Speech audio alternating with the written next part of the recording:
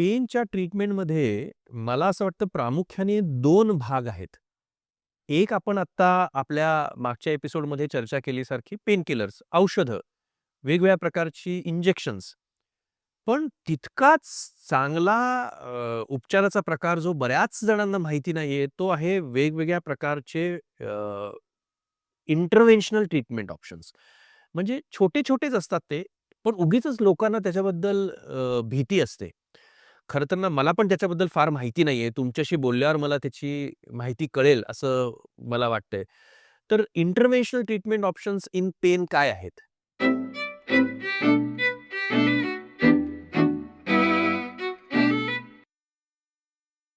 So पेनमध्ये pain killer व्यतिरिक्त सुद्धा काही इंटरव्हेन्शन्स आपण करतो आणि इंटरव्हेन्शन जेव्हा आपण म्हणतो तेव्हा हे मिनिमल इन्व्हेसिव्ह इंटरव्हेन्शन्स असतात, की so this is not a surgery. This is not a surgery. याच्यामध्ये सर्जरीची आवश्यकता नाहीये.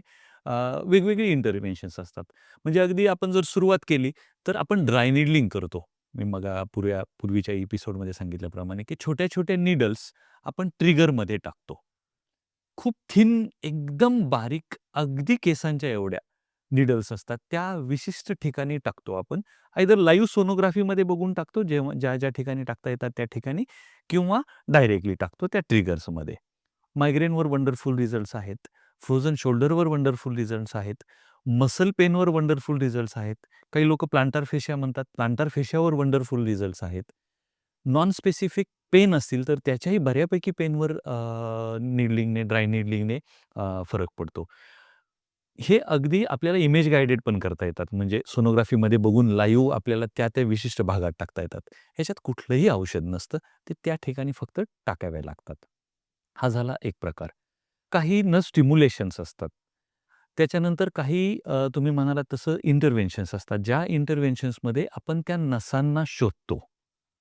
सीटी स्कॅनमध्ये बघून ट्रिगर करणाऱ्या नसांना हां, शोधतो. ट्रिगर करणाऱ्या, त्रास देणाऱ्या, त्या एरियाला सप्लाय करणाऱ्या किंवा ज्या डॅमेज झालेल्या आहेत नसा, त्या नसांना शोधतो आणि त्या नसांना आपण इंजेक्शन्स देतो. इंजेक्शन्स देताना एकतर सोनोग्राफीमध्ये दिसतात काही नसा, तर ज्या सोनोग्राफीमध्ये दिसणाऱ्या छान नसा आहेत, त्यांना सोनोग्राफीमध्ये बघून त्या नसांना इंजेक्शन्स देतो. म्हणजे इंजेक्शन्सद्वारे ट्रीटमेंट देतो किंवा सीटी स्कॅनमध्ये बघून ट्रीटमेंट दिली जाते. So CT scan, live CT स्कॅनमध्ये आपण त्या भागामध्ये त्या नसेपर्यंत पोहोचतो किंवा कंटिन्युअस एक्स-रेमध्ये ज्याला आपण फ्लुरोस्कोप म्हणतो. ही ऑपरेशन थिएटरमध्ये केली जाणारी ट्रीटमेंट आहे. हे ऑपरेशन नाही, पण ऑपरेशन थिएटरमध्ये केली जाणारी गाईडन्ससाठी आपण गाईडन्ससाठी आपण त्या नसांना बघून त्या ट्रीटमेंट केल्या जातात. सो इंटरव्हेन्शनमध्ये ड्राय नीडलिंग झालं. इंजेक्शन्सद्वारे काही औषधं दिली जातात. सो त्या औषधामध्ये रिजनरेटिव्ह ट्रीटमेंट्स असतील, स्टिरॉइड्स दिली जातात. काही इंजेक्शन्सद्वारे हायड्रो केलं जातं. हायड्रो म्हणजे काय? की ती नस कॉम्प्रेस झाली आहे, दबली गेली आहे कशामध्ये तरी. तर आपण त्या नसेच्या भोवती निडल घेऊन जातो आणि we put a lot of fluids, specifically 5% dextrose किंवा लोकल एनेस्थेशियाचं. सो फ्लुइड आणि काही इंजेक्शन्स की ज्यामध्ये सॉफ्ट टिश्यू डिझॉल्व्ह करण्याची क्षमता असते. ते तिथे टाकल्यानंतर बाजूची टिश्यू डिझॉल्व्ह होऊन तिथे ती नर्व्ह डिसेक्ट होते. डिसेक्ट होते म्हणजे तिथे स्पेस तयार होते आणि तिचं कॉम्प्रेशन्स कमी होतं. काही लोकं याला ब्लॉक्स पण म्हणायचे, पूर्वी म्हणायचे आणि ते ब्लॉक्स म्हटल्यावर बऱ्याच लोकांना असं वाटायचं, की नर्व्ह ब्लॉक म्हणजे माझी नर्व्ह ब्लॉक करणार आहोत का? तर तसं नाहीये. This is a minimal invasive pain and spine intervention, ज्याला मिप्सी नावाची आत्ता टर्मिनॉलॉजी आपण इंट्रोड्यूस पण केलेली आहे. आपण म्हणजे पेन स्पेशलिस्टच्या ऑल ओव्हर द वर्ल्ड. काही ठिकाणी याच नसांना रेडिओ फ्रिक्वेन्सी ॲब्लेजन केलं जातं. सो काही नसांना फक्त औषध देऊन, ती नस त्या औषधांना नुसता रिस्पॉन्स करत नाही किंवा ती रिस्पॉन्स जो असतो तो टेम्पररी रिस्पॉन्स असतो. सो अशा वेळी आपण त्या नसांना 42 ते 60-70 डिग्री टेम्परेचरपर्यंत गरम करतो. म्हणजे काही नर्व्ह ज्या असतात त्यांना 42 डिग्री टेम्परेचरला गरम केलं जातं. फॉर एक्झाम्पल स्पाईनमध्ये जर एखाद्याची डिस्क झाली आहे आणि इतकी जास्त नाही आहे की रेड फ्लॅग्स आहेत आणि नुसतं इंजेक्शन देऊन कमी होत नाही, तर त्याला 42 डिग्री टेम्परेचरला गरम केलं जातं. गुडघ्याची जी नस आहे, की आता आपण पूर्वीच्या एपिसोडमध्ये बोलल्याप्रमाणे, की गुडघा बदलायची आवश्यकता आहे. पण मला काही कारणानिमित्त गुडघा बदलायचा नाहीये. माझी कन्सेंट नाहीये गुडघा बदलायला फॉर व्हॉटएव्हर रिझन. तर मी आयुष्यभर पेन सहन करायचं का? नाही. तर त्या नसांना आपण हे निडलद्वारे ट्रीटमेंट करतो. त्याला रेडिओ फ्रिक्वेन्सी ॲब्लेजन म्हणतात, कूल रेडिओ फ्रिक्वेन्सी. सो तिथे ती नस शोधून तिला साधारणतः 60 ते 80 डिग्री टेम्परेचरला गरम केलं जातं. तर अशा ह्या वेगवेगळ्या इंटरव्हेन्शन्स अवेलेबल आहेत. ज्या इंजेक्शन्सद्वारे केल्या जाऊ शकतात. काही ठिकाणी आपल्याला काय करायला लागतं, की शरीरात त्या ठिकाणी जाऊन फॉर एक्झाम्पल आपण जशी चर्चा केली, की इपिड्युरल टाकणे. सो जेव्हा वाईड पेन असतं, तेव्हा त्या पेशंट्सला जेव्हा एक नर्व्ह नसते, जे एकापेक्षा जास्त नर्व्ह किंवा एकापेक्षा जास्त थोडासा मोठा एरिया इन्व्हॉल्व असतो.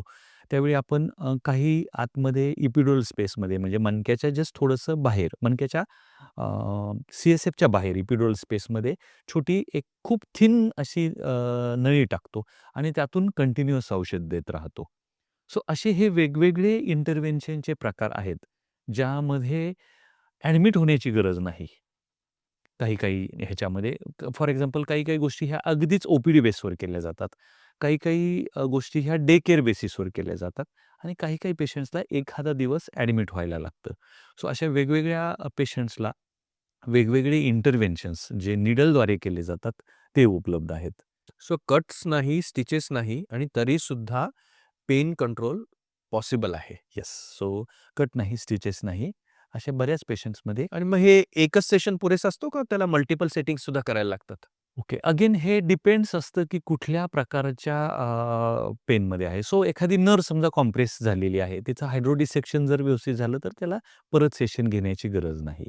आता गुडघेदुखीमध्ये म्हटलं, की टी-के-आर करण्याची आवश्यकता आहे. ग्रेड 4 आहे, पण पेशंट अनफिट आहे किंवा आम्हाला इच्छा नाही आहे करायची, फॉर व्हॉटएव्हर रिझन.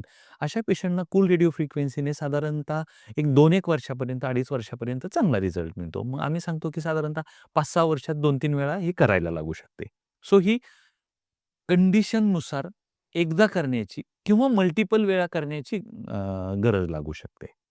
आणि ना परत मला कुठेच इथे असं रोझी पिक्चर क्रिएट करायचं नाहीये. कुठलीही ट्रीटमेंट हे शेवटी इंटरव्हेन्शन आहे. तर त्या इंटरव्हेन्शनशी निगडीत काही साइड इफेक्ट्स याचे असू शकतील? कॉम्प्लिकेशन्स असू शकतील? प्रत्येक गोष्टीच्या जगात इफेक्ट्स आहेत, साइड इफेक्ट्स आहेत. जर इफेक्ट्स आहेत तर साइड साइड इफेक्ट्स इफेक्ट्स असणारच. असणारच. म्हणजे परंतु असं आहे, की बऱ्याचदा ह्या इंटरव्हेन्शन्समध्ये बऱ्याच इंटरव्हेन्शनमध्ये, नॉट ऑल, पण बऱ्याच इंटरव्हेन्शन्समध्ये मी तुमच्या प्रश्नाला थोडंसं तुम्हाला जो मतितार्थ विचारायचा आहे, त्याला थोडंसं हे ट्विट करतो, की याच्यामध्ये असे काही साइड इफेक्ट्स आहेत का, की ज्याने लाँग टर्म किंवा मेजर डॅमेज बॉडीवर होऊ शकतो?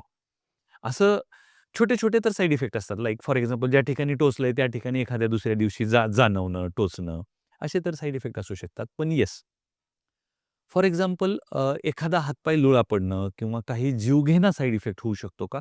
तर याचं उत्तर हो असं आहे. The correct correct question is किंवा ही शक्यता किती आहे?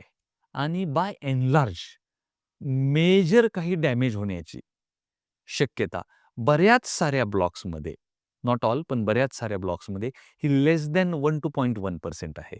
इट्स लाइक आपण रस्ता क्रॉस करत आहोत आणि रस्ता क्रॉस करताना ॲक्सिडेंट होऊन मृत्यू होण्याची शक्यता आहे का? आहे. किती आहे? फार कमी आहे. सो मेजर डॅमेज किंवा मेजर काही साइड इफेक्ट होण्याची शक्यता ही फार कमी असते आणि हे निडल्सद्वारे केल्यामुळे ट्रीटमेंट रिकव्हरी फार फास्ट असते. म्हणजे याच्यामध्ये कुठेही असं खूप दिवस आम्हाला रेस्ट करावी लागली आहे किंवा खूप दिवस त्रास सहन करावा लागला आहे, असं काही नसतं. युजुअली पेशंट्स नेक्स्ट डेपासून त्यांची सगळी रुटीन कामं चालू करू शकतात. सो हे बाय एंड लार्ज सत्य आहे. ग्रेट. सो माझ्या मते इंटरव्हेन्शनल ऑप्शन्स फॉर पेन सुद्धा सगळ्या आपल्या प्रेक्षकांना समजले असतील. पेन विषयीचं कुठलंच डिस्कशन ना मायग्रेन, अर्धशिशी, डोकेदुखी याच्याशिवाय पूर्ण होऊ शकत नाही. पण हा एक वेगळ्या एपिसोडचा विषय आहे असं मला वाटतं. पुढच्या एपिसोडमध्ये या महत्त्वाच्या विषयाला हात घालूया. तुम्ही असालच आमच्यासोबत.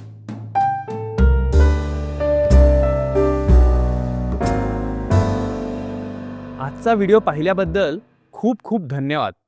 तुमच्याकडे काही प्रश्न असतील तर कमेंटमध्ये नक्की विचारा. तुम्हाला हा व्हिडिओ आवडला असेल, उपयोगी वाटला असेल तर नक्की लाईक करा, शेअर करा आणि सबस्क्राईब करा.